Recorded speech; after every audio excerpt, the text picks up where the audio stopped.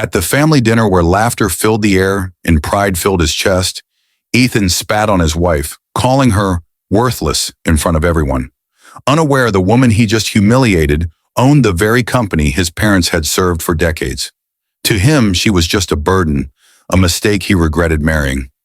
But to everyone else watching, especially those who knew her secret, she was power wrapped in silence, grace hiding thunder. So why did she smile instead of fighting back?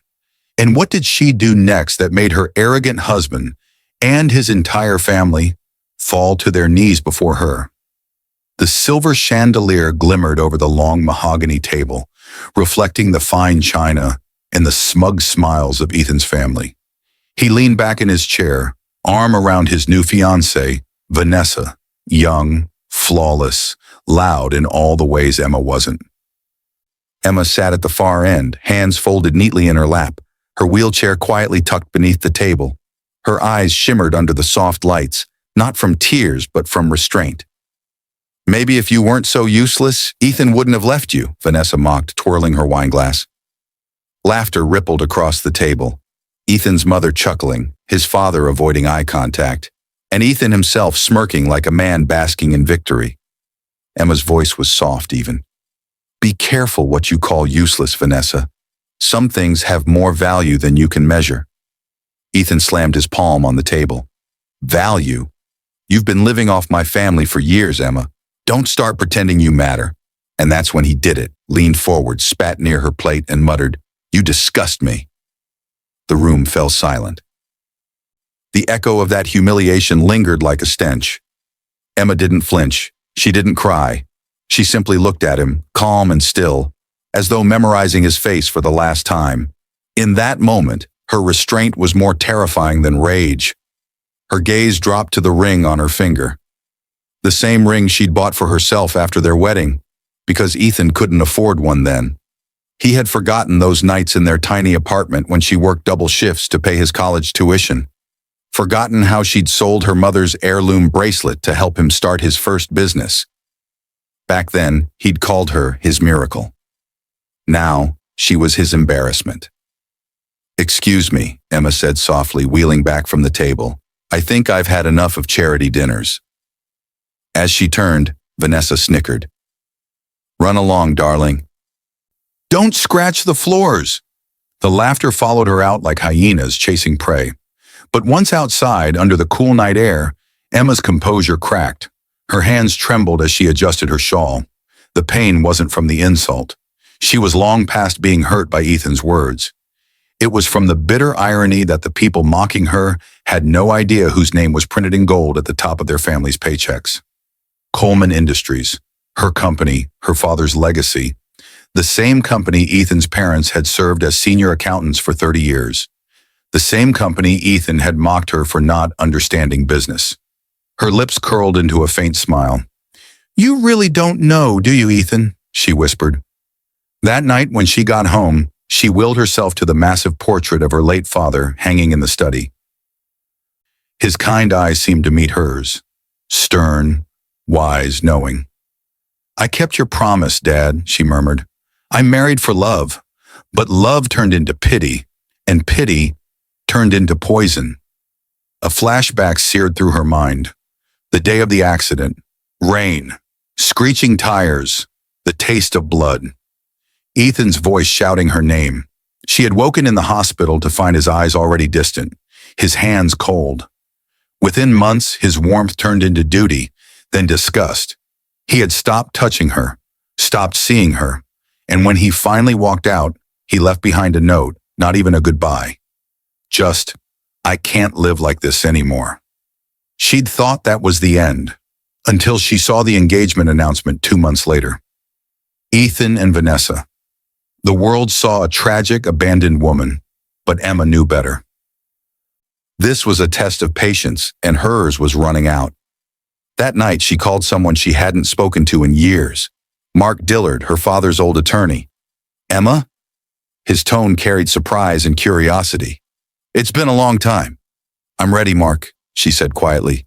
"It's time to rewrite the board of Coleman Industries." "Are you sure?" he asked. "Once this starts, there's no going back." Her eyes hardened. "I don't want to go back." And as thunder rolled outside her mansion, her reflection in the glass seemed almost unfamiliar, poised, patient, dangerous. For the first time since her accident, Emma didn't feel broken. She felt powerful. The next morning, sunlight streamed through the tall windows of Emma's study. A soft hum of classical music filled the air as she reviewed the files spread across her desk. Company statements, ownership documents, and signed agreements. Every sheet of paper was a reminder of what Ethan never bothered to learn. He thought she was just a fragile wife trapped in a wheelchair, but she was the silent majority shareholder of Coleman Industries, the billion-dollar empire that kept his family employed and their name respected in the city. Emma pressed a button on her intercom.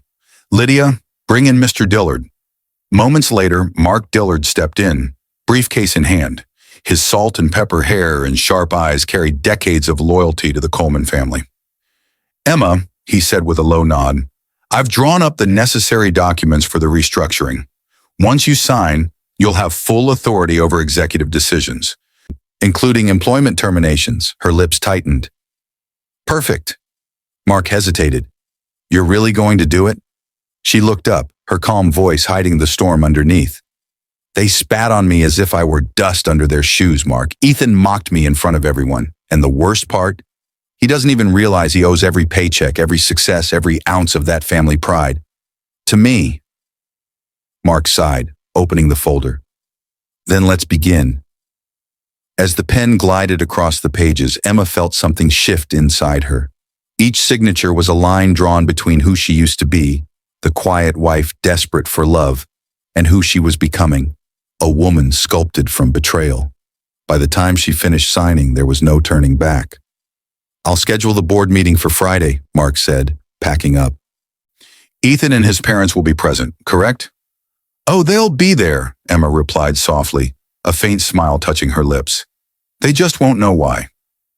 Later that day, she rolled her wheelchair out onto the balcony overlooking her sprawling garden. The wind carried the scent of magnolias, her mother's favorite flower. A gentle ache filled her chest as she remembered the life she once dreamed of with Ethan. A house filled with laughter, maybe children, shared sunsets. Flashbacks blurred the edges of her thoughts.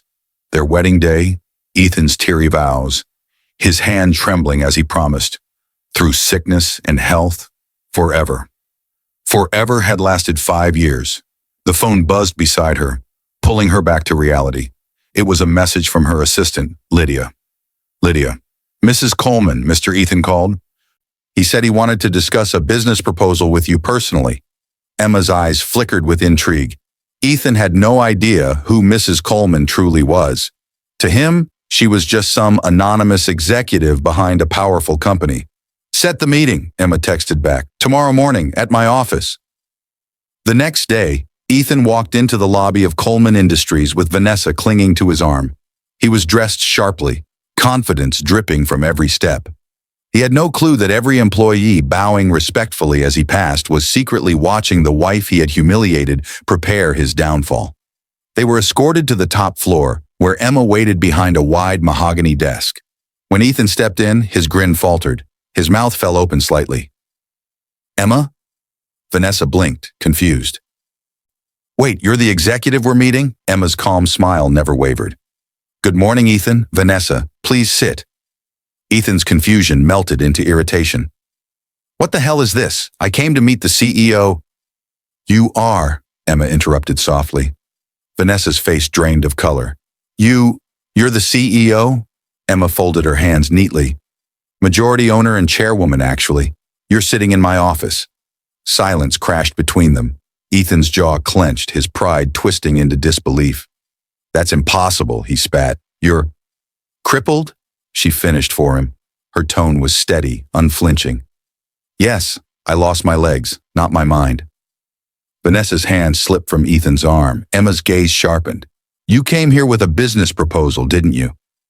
Something about expanding your new construction firm." Ethan tried to recover his composure. "Yes, it's a great opportunity for Coleman Industries to..." "Declined," Emma said flatly. "What?" "I don't do business with people who spit on me," she said, her voice calm but cutting. "You see, Ethan, last night wasn't humiliation. It was revelation. You showed me exactly who you are. Now it's my turn." Vanessa stood, trembling. "Emma, please, you can't." "Oh, I can," Emma replied coldly. "Effective immediately, your parents, Ethan, are being relieved from their positions at this company. Severance pay will be processed by end of week." Ethan's face turned red. "You can't fire my parents. They've worked here their whole lives." Emma's eyes softened just slightly. "Yes. And they deserved better than a son who humiliated the woman who signs their checks." Ethan stepped closer, voice shaking with fury. "You think this makes you powerful? You'll regret this." Emma leaned forward, her expression unreadable. "I already did. For years, but not anymore." Security entered at her quiet nod. Vanessa gasped as they escorted the couple out. Ethan turned one last time, eyes blazing with wounded pride. "This isn't over," he hissed. Emma's voice followed him out like silk over steel.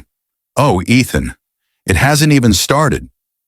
When the door closed, Emma exhaled slowly, her pulse racing. Her hands trembled, not from weakness, but from release. For the first time, she wasn't the woman Ethan abandoned. She was the woman he'd never see coming. And this was only the beginning. 2 weeks had passed since that fateful meeting, and word of Ethan's outburst at Coleman Industries spread like wildfire across the city's business circles. What had once been whispered admiration for his ambitious new firm turned into rumors laced with contempt. Emma hadn't even needed to say much. She let the truth circulate on its own. All she did was release a single internal memo through Coleman's PR department. Effective immediately, the Coleman Industries Board has terminated all partnerships with Ethan Parker Construction due to violations of ethical conduct and professional integrity.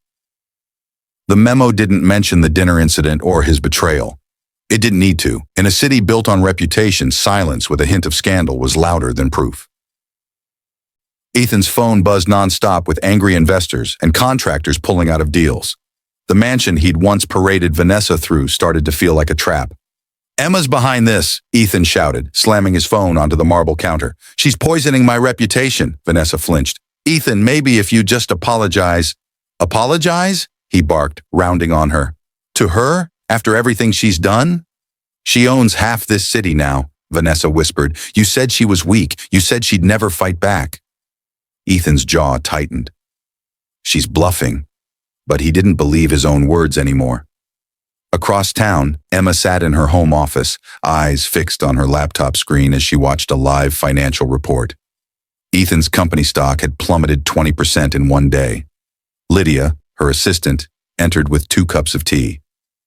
"You've done it. He's collapsing faster than we thought." Emma didn't smile. "No," she said quietly. "Not yet."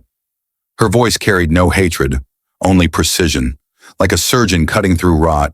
Her father's words echoed in her memory. "Power doesn't scream, Emma. It whispers, and the wise listen." She was done whispering. That evening, she opened a folder marked Vanessa Legal Affairs. Inside were documents detailing how Vanessa had falsified qualifications to gain her previous job at a rival firm. A secret Ethan didn't know. Emma had discovered it years ago, but buried it, back when she believed love mattered more than revenge. Now it was leverage. She drafted an anonymous tip to the firm's HR department, attaching scanned proof. Within 48 hours, Vanessa's name was trending online. Vanessa Moore fired over credential fraud scandal. By Friday, paparazzi had swarmed their home. Ethan's business partners refused to take his calls. Clients withdrew contracts. The empire he'd built on arrogance was rotting beneath him. But still, Emma wasn't satisfied. Revenge wasn't about destruction, it was about lesson. That weekend, she hosted a charity gala under Coleman Industries' name. The city's elite attended, the same people who once mocked her for being the crippled wife. This time she arrived in an elegant silver gown, her wheelchair customized with chrome edges and soft white leather. Cameras flashed. The crowd fell silent as she entered. "Is that her?" someone whispered. "She looks incredible." "Did you hear what she did to Ethan?" Emma smiled graciously, nodding as journalists rushed in. "Mrs. Coleman, is it true you're the sole owner of Coleman Industries now?" "Yes," she replied calmly. "I took over after certain unethical associations were discovered. It was the perfect bait. An hour later, Ethan arrived uninvited, disheveled and furious. Security tried to stop him, but Emma raised her hand. "Let him in."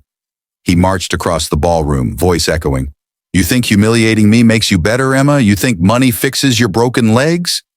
Gasps rippled through the crowd. Cameras rolled. Emma's smile didn't fade. "No, Ethan," she said softly, her voice steady. "Money doesn't fix broken legs, but it does reveal who will stand by you when you can't stand yourself." The room went still. Reporters captured every word. Ethan's expression faltered, rage bleeding into regret. "You can't do this here." "I'm not doing anything," she interrupted. "You're doing it yourself." She gestured lightly to the cameras, the crowd, the phones recording. Every lie he'd told, every insult he'd thrown, now immortalized for the world to see. Vanessa stood at the doorway, mascara streaking down her face. "Ethan, please, stop." But he couldn't. Pride had eaten what little humility he had left. "You'll regret this, Emma." She tilted her head. "You said that before. I'm still waiting." He stormed out, pushing past reporters. Flashbulbs followed him into the night. Emma exhaled slowly. Her hands shook, but not from fear, from release. The moment she had once begged for, his acknowledgement, his apology, no longer mattered. She didn't want his remorse. She wanted peace. As the gala ended, she rolled toward the grand window overlooking the city. Lights shimmered across the skyline. The empire her father built, the empire she now commanded. Mark approached quietly. "He's ruined. His company's filing for bankruptcy next week. Are you satisfied?" Emma's eyes glistened. "Not yet. He still has something left. His pride. I'll take that last." Mark hesitated. "And then what?" She looked out the window, voice faint. "Then maybe I'll forgive him." Outside, thunder rolled again, just as it had the night she began her revenge. Only this time, the storm didn't frighten her. It answered her. Her vengeance wasn't over. It was evolving. Rain fell that night, a soft drizzle at first, then heavier, as if the sky itself wanted to wash away the sins that had soaked the city. Inside her glass-walled penthouse, Emma sat by the fire, the glow reflecting off the framed photo of her and Ethan from better days. His smile looked innocent then, full of dreams, but she knew now it had been built on lies and ambition. Her phone buzzed. Lydia's calm voice came through. "Mrs. Coleman, the transfer is complete. Ethan and Vanessa have officially lost the last of their company assets. The media's already running the story." Emma nodded slowly. "And the house?" "Foreclosure notice was served this afternoon. They have 30 days to vacate." For a long moment, Emma said nothing. She could almost see it. Ethan pacing the empty mansion, Vanessa sobbing in the corner, both stripped of their wealth and reputation. But this wasn't about material loss. Her revenge had been meticulous, but it was about something deeper. Ethan had left her when she was broken. Now, she had broken everything he thought defined him. Still, a part of her heart trembled. Revenge, no matter how justified, left a hollow space behind. "Mrs. Coleman," Lydia said gently, "should I proceed with the final notice?" Emma's eyes hardened again. "Yes, send it. Tonight." Across town, Ethan sat in the dim living room of the house that used to be his sanctuary. The power had been cut off hours ago due to unpaid bills. Candlelight flickered across his face, once confident, now worn with desperation. Vanessa sat opposite him, mascara smudged, her once luxurious gown crumpled from days of wear. "This is your fault," Ethan muttered. "My fault?" Vanessa shot back, her voice sharp with hysteria. "You're the one who thought you could humiliate a woman who owns half the damn city. You told me she was weak." "I didn't know," Ethan shouted, slamming his fist on the table. "She hid it from me." Vanessa laughed bitterly. "Maybe she didn't hide it. Maybe you just never bothered to see her."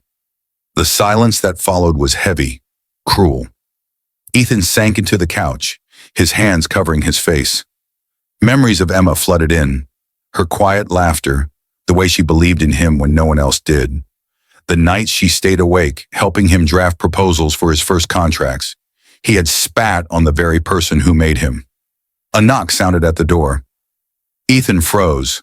Vanessa hesitated, then opened it, revealing a delivery man holding a white envelope. "From Coleman Industries," he said curtly before leaving. Ethan tore it open. Inside was a letter embossed with the company's gold seal.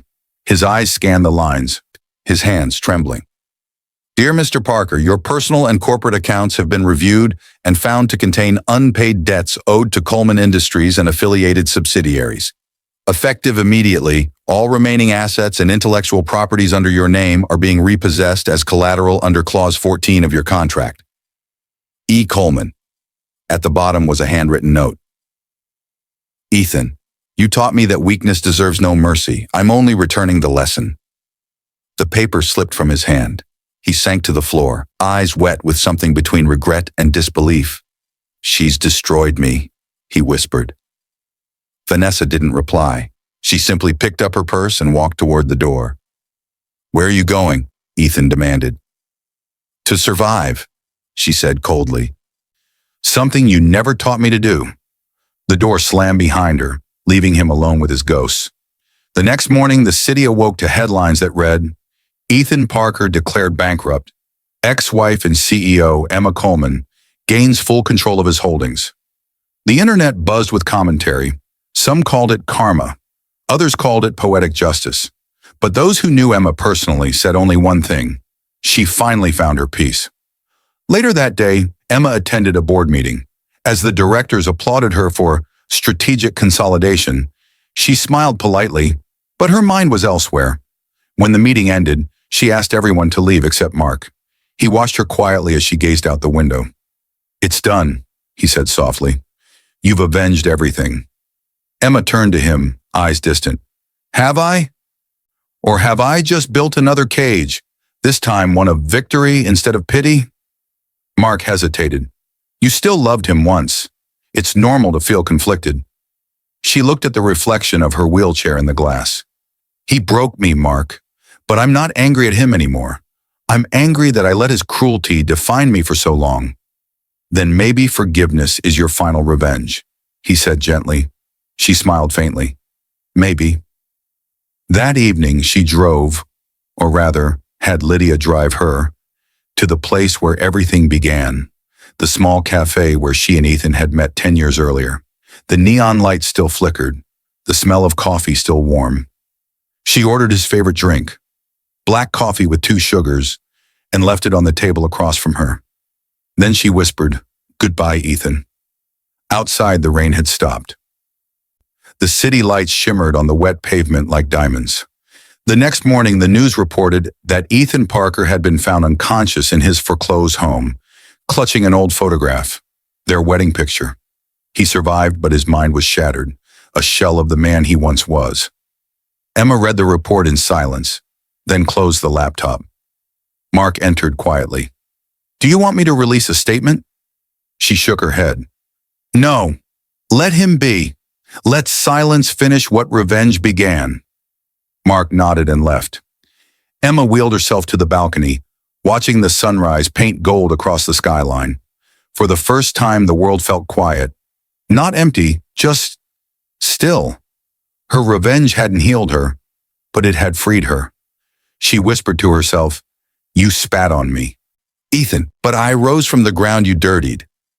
And as the morning light touched her face, the powerful woman who had once been a broken wife smiled, not with triumph, but with peace. 5 years later, autumn swept through the city with the soft hush of falling leaves. The skyline had changed. New towers gleamed where old ones once stood, and among them, at the heart of downtown, the tallest bore the name Coleman Foundation for Recovery and Resilience.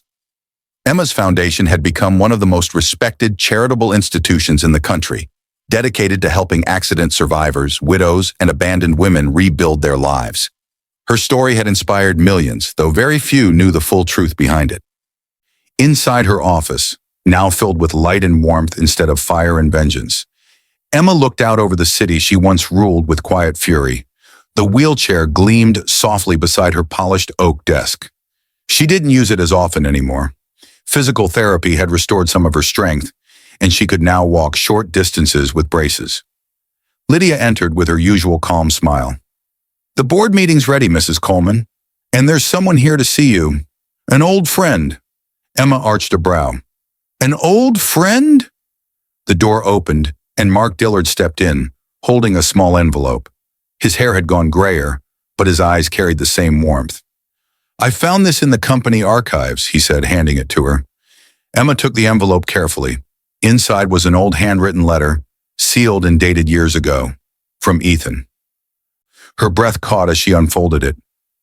"Emma, if you ever read this, it means I've already failed at being the man you believed I could be. I wanted to love you forever, but I was weak. When you were hurt, I saw my reflection in your pain, and I couldn't bear it. Instead of standing by you, I ran. Not because you were broken, but because I was. You didn't deserve the way I left. You didn't deserve any of it. If there's any justice, I hope you find peace, even if I'm not part of it." Ethan and Emma sat in silence, her fingers trembling slightly. For a long time, she said nothing. Then very softly, she whispered, "You were right, Ethan. I did find peace, but only when I stopped needing justice to give it to me." She folded the letter carefully and placed it back into the envelope. "Should I archive it?" Mark asked. "No," she said, smiling faintly. "Burn it. Let it end where it should have." He nodded, understanding. That evening, as the sun dipped below the horizon, Emma stood on her balcony with a cane in hand. The wind played with her hair as she watched the city glow, the empire she had once conquered now humming beneath her feet like a living memory. For years, revenge had been her heartbeat, but now forgiveness was her peace. She whispered to the fading sky, "Thank you for teaching me that even broken wings can still fly." And as night fell, the lights of the Coleman Foundation shone brighter than ever, a symbol not of vengeance, but of rebirth.